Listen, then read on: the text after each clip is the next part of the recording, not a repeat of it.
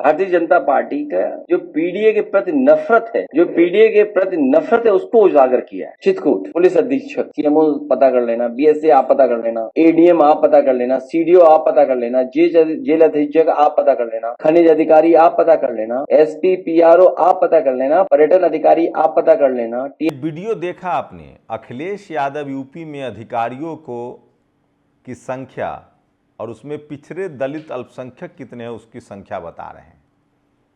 अखिलेश यादव अभी भी खुलकर नहीं बोल रहे हैं, लेकिन सोचिए जब अखिलेश यादव मुख्यमंत्री थे तो 56 एसडीएम यादव बने, ये तंत्र चलाया गया।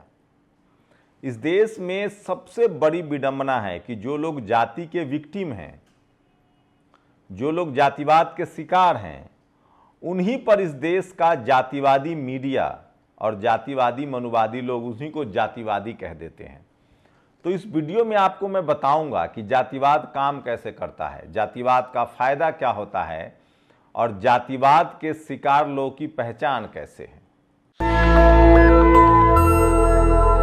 नमस्कार, मैं शंभू कुमार सिंह और आप देख रहे हैं नेशनल दस्तक। ये मैं नहीं कह रहा हूं, यूपी में सूचना के जो डायरेक्टर हैं सूचना विभाग के, उनका ट्रांसफर हुआ और ये अभिषेक उपाध्याय जो एक पत्रकार हैं उन्होंने कहा है। सोचिए, तो जिस समाज के सूचना आयुक्त थे उसी समाज के नए सूचना आयुक्त को डाल दिया गया। अखिलेश यादव ने सही कहा था कि ट्रांसफर तो होगा लेकिन वही आ जाएंगे। ये सबसे बड़ी खबर है जो मैं आपको बता रहा हूं। इसका असर क्या होता है ये देखिए, ग्राफ्स है अखिलेश यादव का, एक दिन पहले का, आज प्रेस कॉन्फ्रेंस भी किया। 90% पीडीए को, मतलब पिछड़े दलित अल्पसंख्यक की आबादी 90% है। प्रयागराज, इसमें एससी एसटी ओबीसी कहिए, प्रयागराज पुलिस में केवल 25% प्रतिनिधित्व है। ये पीडीए के साथ किया जा रहा अनुपातिक अन्याय है। 90% लोग की भागीदारी में सिर्फ 25% है। इस बात को आगे समझने के लिए आपको बता रहा हूं। देर रात यूपी के सूचना निदेशक के पद से शिशिर सिंह को हटाकर विशाल सिंह को बनाया गया। अखिलेश जी ने सही कहा था, तबादले में एक चीज निश्चित रहेगी कि उसका सरनेम सिंह होगा। अनिल तंज करते हैं, अब थाना और तहसील भी। एक किताब है प्रेमचंद का, ठाकुर का कुआं। अब अनिल जो पत्रकार ने लिखा है, अब थाना और तहसील भी। इसको आगे समझिए, आगे समझना बहुत ज़रूरी है। और ये मैं नहीं कह रहा हूँ, ये एक पत्रकार हैं, उन्होंने ये बात कही है जो मैं चाहता हूं कि आपके साथ शेयर करूं। बीएसपी सुप्रीमो मायावती का भी आपको ट्वीट बताऊंगा कि इस तरह की जो उन्होंने बातें कही। आखिर हटाए गए, गंभीर धांधली और अनियमितता के मामले में घिरे यूपी के सूचना निदेशक शिशिर सिंह, ये हटाए गए हैं। लेकिन उसके बाद सोचिए, ये वो शिशिर सिंह है जिन्होंने फ्रेम कराकर यूपी सीएम को ये तस्वीरें भेंट की है। तो अभिषेक कह रहे हैं कि क्या पहले से कार्यक्रम फ्रेम किया गया था, क्या सब कुछ पहले से तैयार था। स्वागत पहुंचे नए सूचना निदेशक विशाल सिंह, पहले से खबर हो गई थी क्या। सोच रहा हूं इसे देखकर क्या बीत रही होगी। अब संट कर दिए गए पूर्व सूचना निदेशक शिशिर सिंह पर। गुलजार ठीक लिखते हैं, वक्त रहता नहीं कहीं किसी का। इसके बाद जो लिखते हैं, कुछ देर के लिए मान लीजिए आज सरकार अखिलेश यादव की होती और यादव राज पर बहस चल रही होती। उसी दौर में एक बेहद ही महत्वपूर्ण पोजीशन पर किसी शिशिर यादव को हटाकर उनकी जगह विशाल यादव को ले जाया गया होता।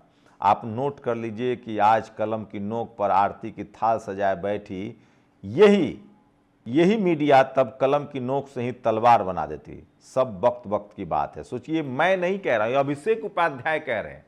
हम लोग 10 साल से मीडिया में जातिवाद पर बोल रहे हैं। इस देश की मीडिया ने इस देश के दलित, पिछड़े, किसान, आदिवासी, अल्पसंख्यकों को कैसे बदनाम किया है। ये मीडिया में जाति का असर है। अब मैं सुप्रीम कोर्ट के जातिवाद, हाई कोर्ट का जातिवाद बता रहा हूं। एक काटजू हैं, वो बड़े जज, हाई कोर्ट सुप्रीम कोर्ट में जज रहे। उन्होंने लिखा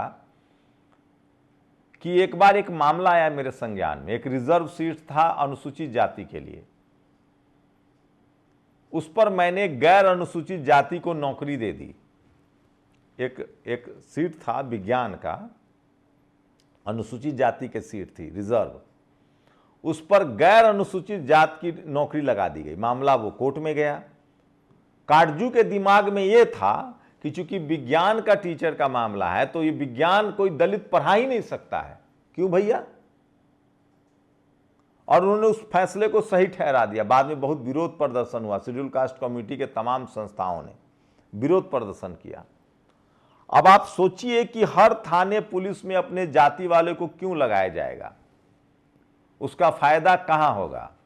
इसका सबसे ज्यादा फायदा कोई भी मुख्यमंत्री, कोई भी हो, मैं किसी को भी कह रहा हूं, अगर वो अपने जाति के लोगों का अपॉइंटमेंट करता है हर बड़े पदों पर, एसपी, डीएम, कलेक्टर, तो उसका मतलब है कि इसका फायदा उसको चुनाव में होगा। तो बताइए जाति प्रधान देश भारत हुआ कि नहीं? अब इसका इलाज क्या है?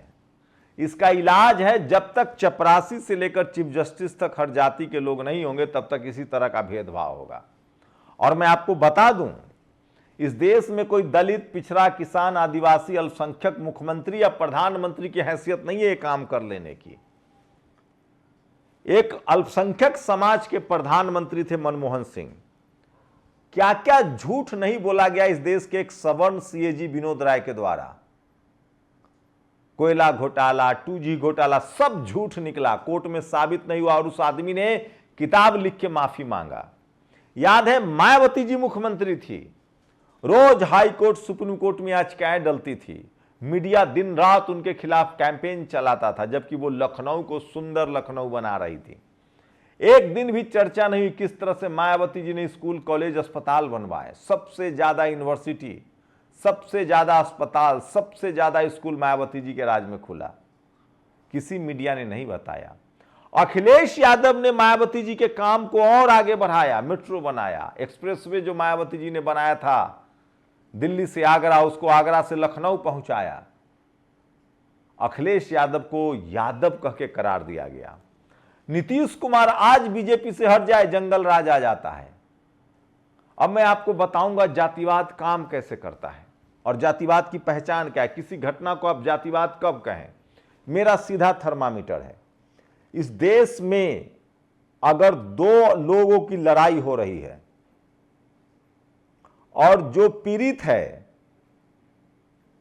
अगर जो तथाकथित जाति हिरार्की, जो जाति बनी हुई है, उसमें जो जाति ऊपर है और जो दो की लड़ाई हो रही है, जो जाति ऊपर है और जो जाति नीचे है, नीचे वाली जाति जातिवाद का शिकार है। यही फॉर्मूला अपना लीजिए। बिहार के भोजपुर में ओबीसी समाज के लोग की बारात आ रही थी, गोलियां चल गई। और विडंबना देखिए इस देश में कि जातिवाद पर कोई बात करने के लिए तैयार नहीं। आजकल नया खेल है। इस देश में जातिवाद पर इसलिए चर्चा नहीं होती है क्योंकि जातिवाद पर चर्चा होगी तो रिजर्वेशन मजबूत होगा, संविधान मजबूत होगा। आप कल्पना कीजिए कि अगर यही गोली किसी मुस्लिम ने चलाई होती तो बीजेपी क्या कर रही होती, मीडिया क्या कर रही होती, आप लोग बताइए। लेकिन चूंकि गोली चलाने का आरोप एक जनरल कैटेगरी के ठाकुर समाज के आरोपी पर है तो मीडिया चारों तरफ से चुप है। यही है जातिवाद। तो मैं इसलिए कह रहा हूं कि जातिवाद जो है वो बहुत महीन होता है। और अखिलेश यादव ने आज साफ कहा है कि किस तरह का इस देश में जातिवाद चल रहा है और इससे बचना चाहिए। तो मैं आपको कुछ घटनाएं बताऊंगा जिससे आपको अंदाजा हो जाएगा। जातिवाद का एक ही थर्मामीटर है। अगर दो लोगों के बीच झगड़ा हो और पीड़ित की जाति आरोपी की जाति से नीचे है तो वो जातिवाद का मामला है। और अगर आरोपी जाति में नीचे हो और पीड़ित जाति में ऊपर हो तब उसको मैं हिंसा कह सकता हूं। लेकिन आज तक ऐसा हुआ नहीं है, ऐसा होता नहीं है। जाति का जो सनक है वो दिमाग में है। और आप किसी भी कम्युनिटी से हो, मेरा मंत्र याद रखिए, किसी भी हिंसा को जातिवादी हिंसा तब कहिए। देखिए कि अगर दो लोगों के बीच हिंसा हुई है, दो लोगों के बीच भी हुई है, अगर गांव समाज की बात नहीं है, इंडिविजुअल भी है, तो आप उसमें देखिए कि जो पीड़ित है उसकी जाति क्या, अगर उसकी जाति आरोपी से नीचे है तो वो जातिवाद का मामला है। एक वीडियो सोशल मीडिया पर वायरल है। यह पुष्पेंद्र, ये कुलश्रेष्ठ हैं, ये शख्स सरेआम आरोप लगा रहा है कि गोगोई जो पूर्व चीफ जस्टिस ऑफ इंडिया थे, उन्होंने दबाव में आकर अयोध्या का फैसला दिया था और प्रधानमंत्री मोदी ने एक चिट्ठी देकर, उनके दामाद को फंसने वाला चिट्ठी देकर गोगोई से ये काम करवाया और बाद में राज्यसभा भेज दिया ताकि मुंह बंद रहे। मैं नहीं कह रहा हूं, ये पुष्पेंद्र कुलश्रेष्ठ कह रहा है। अब सरकार इसकी जांच कराए, ये सबसे बड़ी खबर। और सोचिए, जातिवाद के इस सरांध को दिखाने वाली फिल्म ज्योतिबा फूले का विरोध इसीलिए हो रहा है। आप सोचिए जातिवाद का विरोध क्यों हो रहा है। मैं इसीलिए कह रहा हूं कि सोशल मीडिया ही सच्चा मीडिया है, सोशल मीडिया ही बहुजन मीडिया है। मध्य प्रदेश से एक बड़ी खबर आ रही है। मध्य प्रदेश सरकार द्वारा सुप्रीम कोर्ट में ओबीसी आरक्षण के प्रकरणों पर विषय पड़ने वाला प्रभाव, ये लगभग अब तय है कि आरक्षण को शुरू करने की बात कही जा रही है। तो ये सबसे बड़ी खबर है। और राहुल गांधी ने एक बड़ा सवाल उठाया है चुनाव आयोग को लेकर।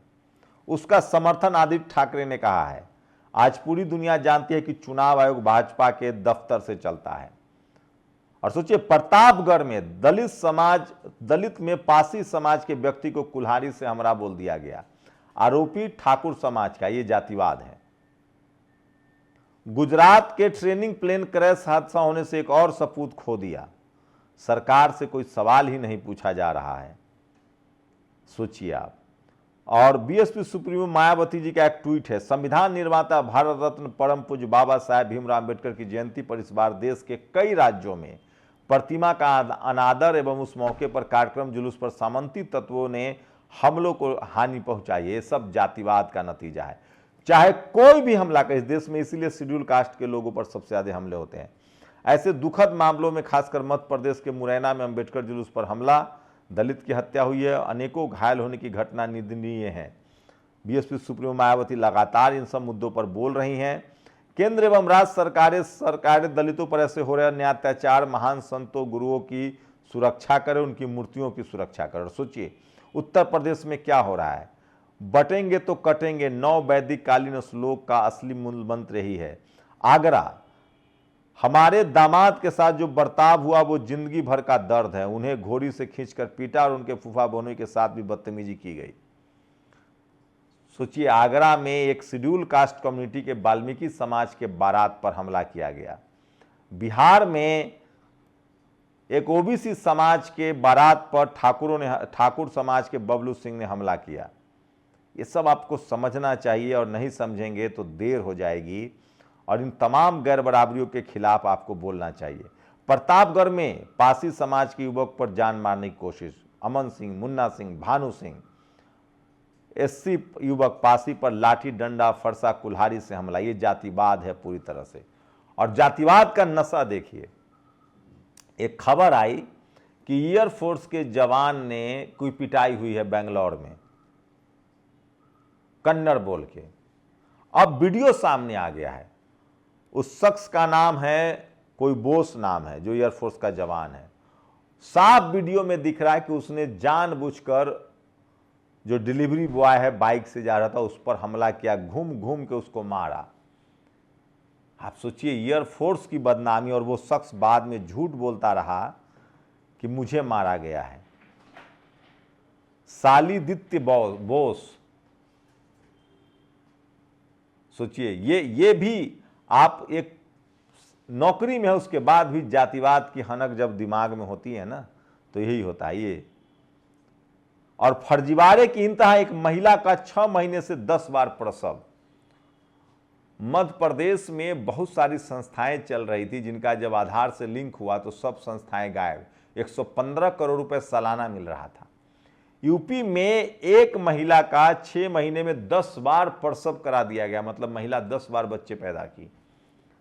अखिलेश यादव ने कहा यह लूट का तंत्र बना हुआ है और यह तभी होता है जब एक ही तरह के लोग सिस्टम के हिस्सा होंगे। गुजरात में राजकुमार जाट नाम का लड़का बाइक पर पिता को बैठाकर ले जा रहा था। बीजेपी विधायक ने मारपीट की, अब उसका शव मिला। ये जातिवाद है। और कटअप देखिए, ओबीसी 61, एससी 58, एसटी 50, ईबीएस 48। कहां चले गए मेरिट की दुहाई देने वाले? बताऊंगा। आज यूपीएससी का रिजल्ट आया है। किस तरह से SC ST OBC को इंटरव्यू में नंबर दिया गया होगा ये भी बताऊंगा। तो ये तमाम खबरें हैं जो सोशल मीडिया पर वायरल है और इससे जातिवाद को समझने में आपको मदद मिलेगी होगी।